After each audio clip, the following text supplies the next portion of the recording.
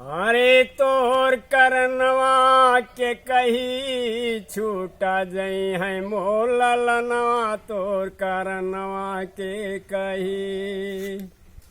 अरे हमरे पुत्र का बन का भेजू अपने राज भवनवा। हे के कही तोरे लाज नया वयस मांग्यू बरदनवा बनवा लगी है सुनी बदनवा तोर करनवा के कही। बनवा लागे सुनी बदनवा तोर करनवा के कही।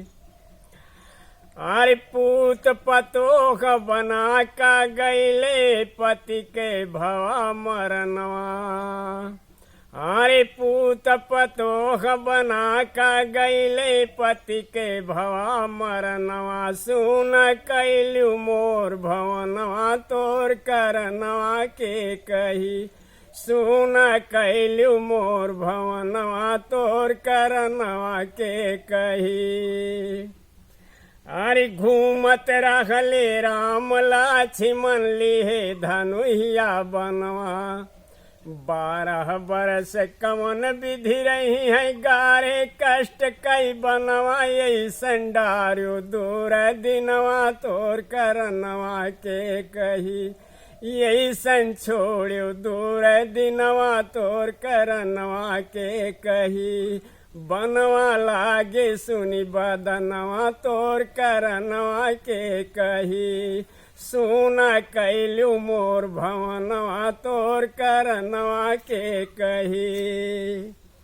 अरे बड़े सबेरे खाए कलेवा सारे मगही पनवा।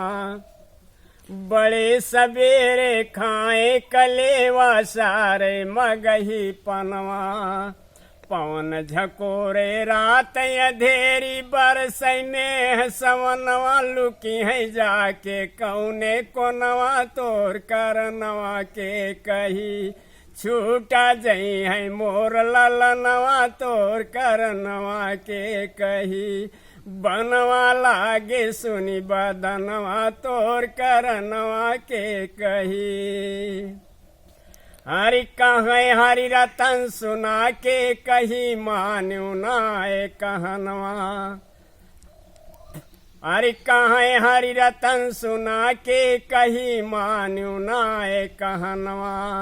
लंक विध्वंस कीन रघुराई राजा दशरथ के ललनवा। यही है अपने भवनवा तोर करनवा के कही।